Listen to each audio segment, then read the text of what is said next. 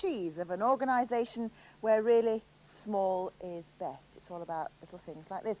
Now, you know, it's been around for quite a long time. It's devoted itself to the pursuit of perfection in creatures that, well, they don't exactly endear themselves to many of them, and I quite like them actually, but not everybody does. From Louth, Alan Hardwick reports. There aren't many people who'd bother to vacuum the inside of their garage, but David Montgomery keeps his pride and joy in there. No, not his car, his mice. He's a mouse expert, new chairman, in fact, of the National Mouse Club. Mice have played a big part in his life. For more than 30 years, he came across plenty of them in his job as an environmental health officer. But he admits that house mice were treated rather differently from these pampered pets. The hotbed really nowadays is Yorkshire, Huddersfield, Halifax, Bradford area. Quite a few fanciers in the Lancashire area too, but a few of us in these more outlandish spots like Lincolnshire and Norfolk. I think people think it's maybe a bit unusual. Nobody's ever actually said that it's odd. To be honest, most people, when they do find out, are very interested. I mean, they might have a little chortle to start with, but when I try and explain to them what it's all about, they do become very interested. 1995 is a big year for the tiny creatures. Exactly 100 years ago, mouse fanciers from throughout the country gathered for the first annual show in Lincoln.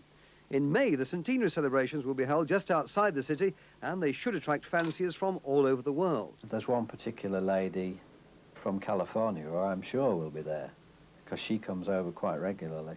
From California. Right, so the mice, but are her mice in California, are they descendants of English mice? Yes, yeah, primarily, yes. I mean, the Americans have got mice, but they're nowhere near as good as the English mice. They will be the first to admit that.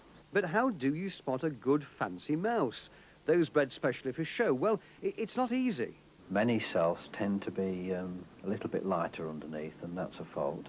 No white toenails, that's a bad fault.